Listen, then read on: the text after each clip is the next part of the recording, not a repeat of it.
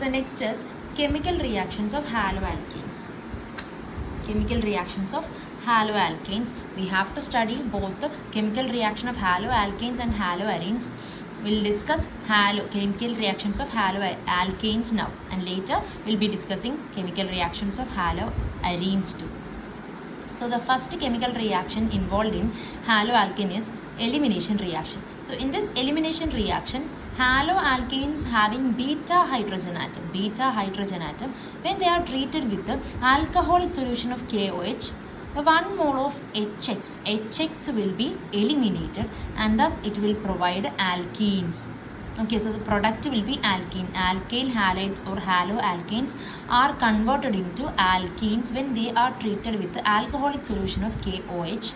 It will eliminate 1 mole of one HX molecule. And what is the peculiarity of this haloalkanes to undergo elimination reaction? They should possess a beta hydrogen atom. So what is a beta hydrogen atom? Here you can see CH3CH2Br.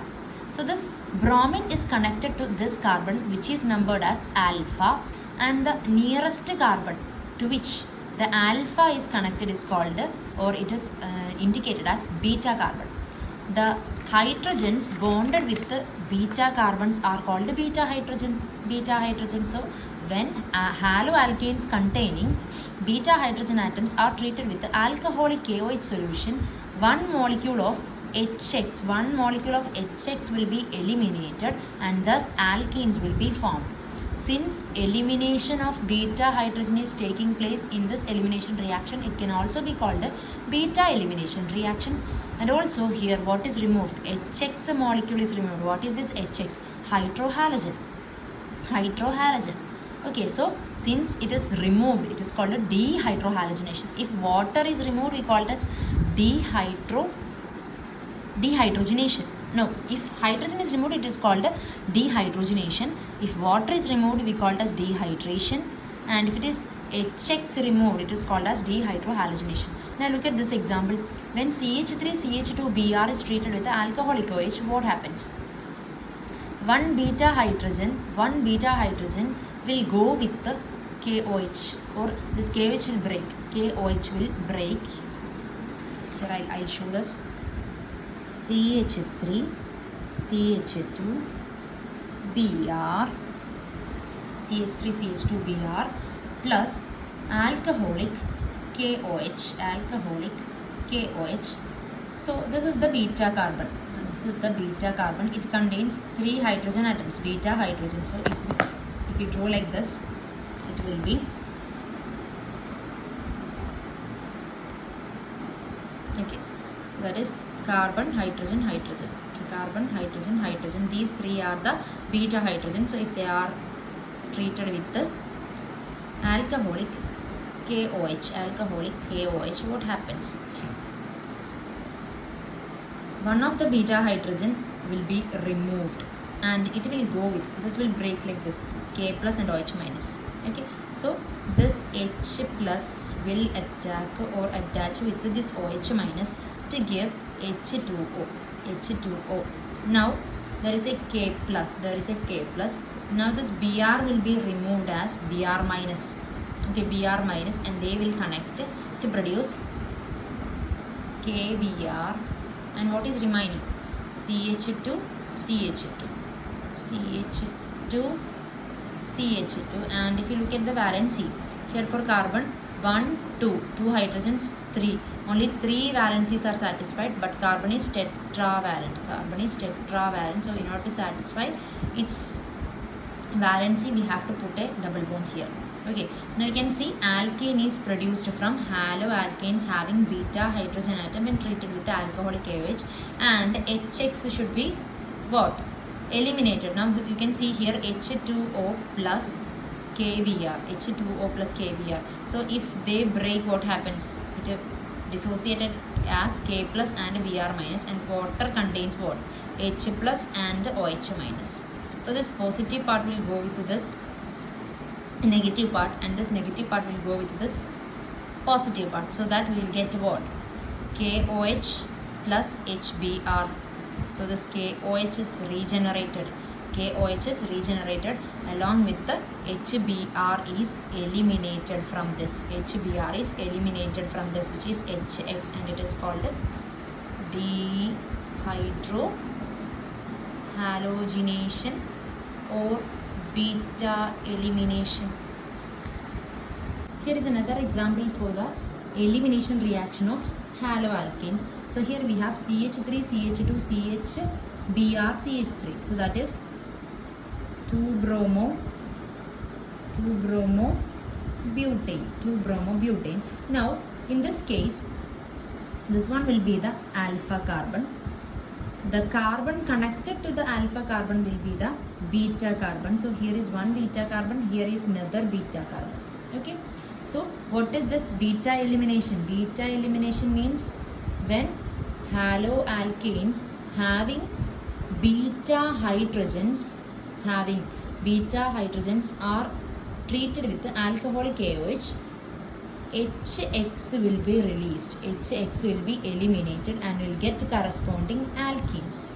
Okay, so HX will be released means this H is HX, here X is Br, so here HBr will be eliminated and this hydrogen will be from beta carbon, or it will be beta hydrogens. So that we can say either this hydrogen, one of the beta hydrogen from this beta carbon may attach with the bromine and HBr will be released. If that was occurring, if we choose this beta hydrogen to get attached with this bromine and thus to remove HBr, the resulting product will be CH3, no doubt. CH2 was there, one of the beta hydrogen goes with the Br. So this and this hydrogen and Br are eliminated. So put a single bond to CH. This Br is eliminated with this H as HBr, resulting in CH3. Now count for this. This carbon has 1, 2, 3 valencies satisfied. So it requires one more. Now for this carbon, 1, 2, 3, 4. Okay. So this will be the product and it is called but2ene. But2ene. What if there is another two possibility, right? What if this beta hydrogen was gone with this bromine? What if this beta hydrogen was gone with this bromine as HBr? We'll get a resulting product as CH3, CH2, CH, and this bromine has gone. Okay, so put a bond. Then CH3 was there, one of the hydrogen is gone with this Br, so it will be CH2. Now count for the valencies. For this carbon, 1, 2, 3. It requires one more, so put a double bond. So this product is called but1ene. But1ene. So there are two here. For both of this product, there will be KBr plus H2O. KBr plus H2O as the byproducts, which will again react to produce KOH and HBr. KOH and HBr. Now here we have two products of this. This will be the but2ene will be the major product. But2ene will be the major product and but1ene will be the minor product. This is based on Saytzeff's rule. And what is Saytzeff's rule then? Look at this. Saytzeff's rule means in dehydrohalogenation reaction, we have seen removal of HX molecule. So that is dehydrohalogenation reaction. If there is possibility of formation of more than one alkene as the product. So in this case, we have seen two alkenes as the product. So in those cases, the preferred product means the major product is that alkene which contains greater number of alkyl groups attached to the doubly bonded carbon atoms. So doubly bonded carbon atoms. So this is the doubly bonded carbon atoms here. This is the doubly bonded carbon atoms here. And according to Zaitsev rule, which is the major product? The preferred product is that alkene, which contains greater number of alkyl groups attached to the doubly bonded carbon atom. So here in this case, for this doubly bonded carbon atoms, it has one attached group, the other attached group, so two branches or two attachments. For this one, this is the one carbon, this is the other carbon, they are doubly bonded, so only one branch or one attachment, greater number of alkyl groups attached to the doubly bonded carbon atom will be chosen as the major product. So here it is having two attachments, here it is having only one attachment, and that is why it is chosen as the major product, and this is according to Zaitsev rules. So what is Zaitsev rule? In dehydrohalogenation reaction, if there are two possible products or more than one possible product, we have to choose, or the major product will be chosen such that the doubly bonded carbon atoms should have greater number of alkyl groups attached. So here it is having two methyl groups are there, two methyl groups for this, and for this only one ethyl group attached, and that is why it is chosen as the major product. The next chemical reaction of haloalkanes is reaction with the metals. So reaction with metals include, the first one is with the magnesium. With the magnesium metal, then we have to discuss with the sodium metal also. So what is this reaction with the metal? What if the alkyl halides react with the metals? What happens? And the peculiarity, the first one is with the magnesium, and this reaction should occur in dry ether medium. If so, if haloalkanes are reacted with the magnesium in dry ether medium, you will get alkyl magnesium halide, which are commonly called as Grignard reagent.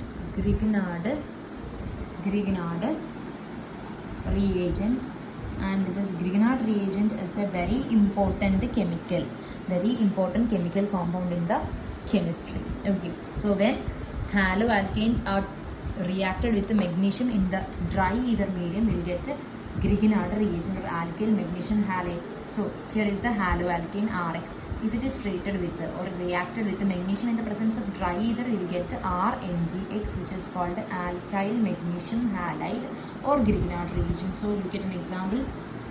We have alkyl halide CH3, CH2, X, or it may be some Br, okay, bromine plus Mg. In the presence of dry ether, we will get CH3, CH2, Mg, Br, CH3, CH2, Mg, Br, and the name is alkyl magnesium halide. So first of all, we have to write the alkyl group. So there is 2 carbons. So it is ethyl, then magnesium, which is the halide here. It is bromine. So it is bromide, ethyl magnesium bromide. This is the reaction with the magnesium metal. Haloalkanes, when reacted with the magnesium metal in the presence of dry ether, will get a corresponding alkyl magnesium halide, or it is called a Grignard reagent. The second one is reaction with the sodium metal, and this one is called Woods reaction. This is a named reaction, Woods reaction, and it is very important. Woods reaction. All named reactions are very important. So when alkyl halides are treated with the sodium in the presence of dry ether, we'll get alkanes. And what is the peculiarity of these alkanes formed by the reaction of haloalkanes with the sodium in the presence of dry ether? These alkanes will have double the number of carbon atoms,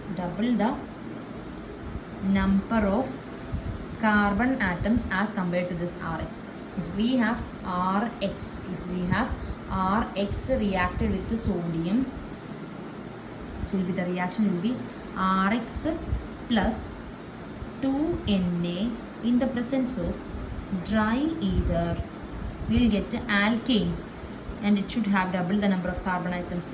Over here it is R means it is the alkyl group, so RR will be provided along with the 2NaX. What happens here is, here we have Rx plus 2Na, so this Na will go with the Rx. Okay, so in order to make this balance, we have to put 2Rx. So here for the reactant, it is having 1R, 1X. We have 2 moles. So Rx plus Rx gives 2 plus 2Na. So 1 Na plus the other Na. This will form NaX. This will form NaX in the presence of dry ether. They form NaX. That is 2 moles of NaX. And what is remaining?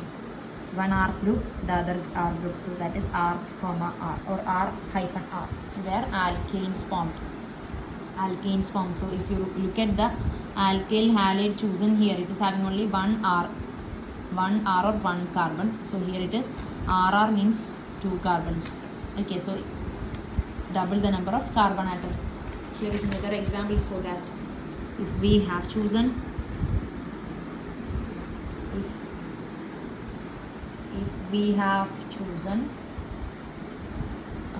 CH3Br, 2 moles of CH3Br plus 2Na in the presence of dry ether, we'll get 2 CH3Br, so 1 CH3Br, the other CH3Br plus 1 Na, the other Na. So this Na will connect with this bromine, this Na will connect with this bromine, and thus we'll get 2 NaBr plus here CH3 bonded to CH3. So CH3 single bond CH3. So it was methyl bromide. We obtained ethane. Okay, so this is about the Woods reaction. So the first one is reaction with the metals. Okay, in the reaction with the metals, the first one is reaction with magnesium. In the presence of dry ether, it gives green reagent. In the reaction with the sodium, it is called the Woods reaction. It's very important. When haloalkanes are treated with the sodium metal in the presence of dry ether, it will provide alkanes. And what is the peculiarity of that alkane form? They will have double the number of carbon atoms than the parent chosen. The third nucleophilic substitution reaction of haloalkanes is reaction with the sodium alkoxide. So what is sodium alkoxide? It is RONA, sodium alkoxide. Okay, so this reaction is called, it is very important, this reaction is called Williamson's ether synthesis. Williamson's ether synthesis. This reaction is called Williamson ether synthesis. From this name itself, we can understand that when these haloalkanes are reacted with the sodium alkoxide, what is produced? This is Williamson ether synthesis. So that is synthesis of ether. So the product will be ether. No doubt. So when alkyl halide is treated with sodium alkoxide, it will give corresponding ethers. What is the chemical or general formula of ether? That is ROR. So here is an example. CH3Br plus CH3Br, it is bromomethane. So it is a haloalkane. When reacted with any sodium alkoxide, so we choose a ethyl or sodium ethoxide. Okay, sodium ethoxide will be what? Ethoxide means RONA. So no change for this ONA, only change for this alkyl group. Which is the alkyl group here? It is ethoxide. So that is CH3 CH2 ONA.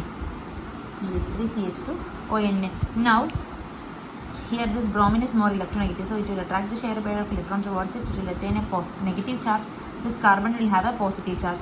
Here also, if we consider oxygen and sodium, it is highly electronegative and this is highly electropositive, so this bond will be shifted to this side, so you'll get O minus and Na plus. So this negative part will attack with the or bond with the positive part, so they will bond, and this negative part will bond with this positive bond, and thus we'll get what? CH3O CH2 CH3 CH3O CH2 CH3 and NaBr, and what is this? ROR. Here is a methyl group, here is a ethyl group, and in between there is a oxygen, so that is an ether, and it is called, the name is methoxy ethane. You know that how to name ethers. If we have two alkyl groups in on the either sides of oxygen, we have to write the small alkyl group first and then put a oxy, then the largest one. So again, I either like it as small oxy large A, okay.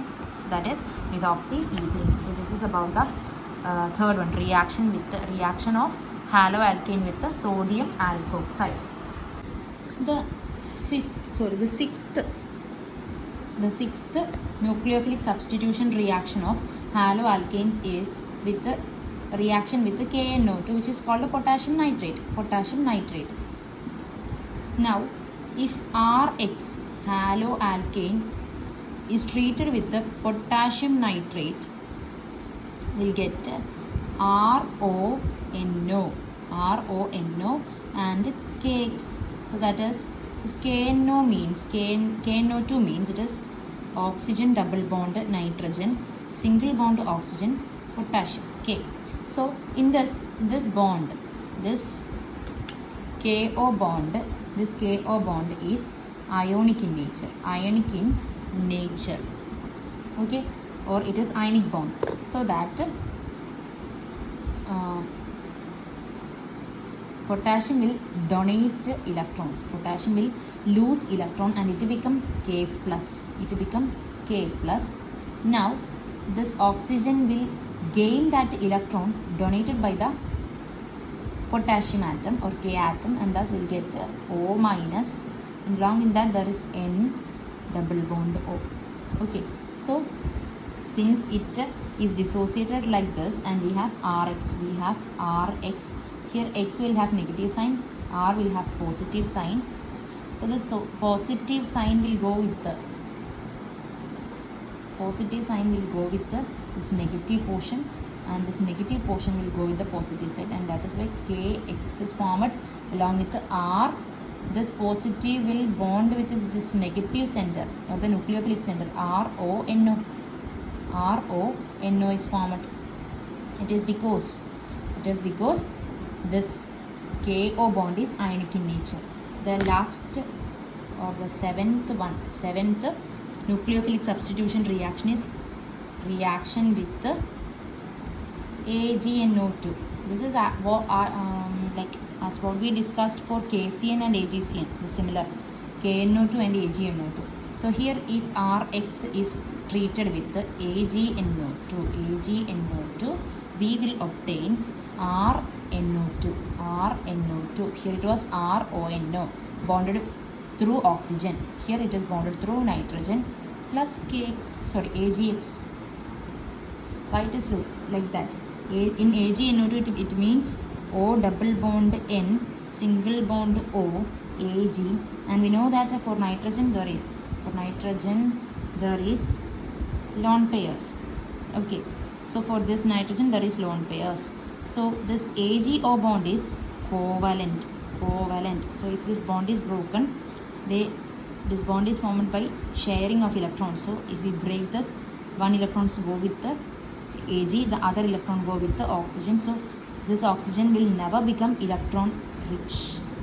Instead there is a electron rich center, nitrogen. So this will attack at the positive center. So that is why we obtained RNO2 with the AgX. Okay. Now this AgNO2 is called a silver nitrate. silver nitrite. Now this NO2, CN. In the case of KCN, we have seen CN nucleophile. In the case of AgCN also. Okay. In the case of KNO2 and AgNO2, we have seen the nucleophile NO2. Okay. And what is the peculiarity of these two nucleophiles? NO2 minus and CN minus. They both can attack at the electron deficient centers. Electron deficient centers means positive centers. Is it? Positive centers.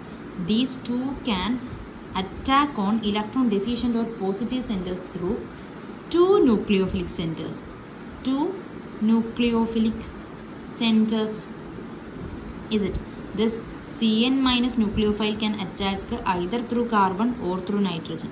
In the case of potassium, KCN, it attacked the nucleophilic center through or electron deficient center, not a nucleophilic center.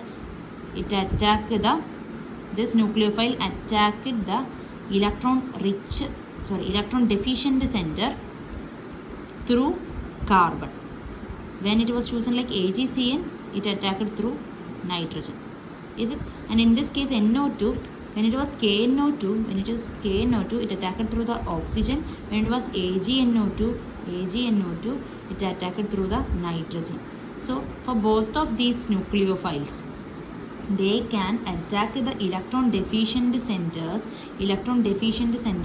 through two nucleophilic centers, and such nucleophiles are called ambidentate nucleophile. So ambidentate nucleophiles are those nucleophiles which can attack the electron deficient centers through two nucleophilic centers. So that is about the chemical reactions of haloalkanes.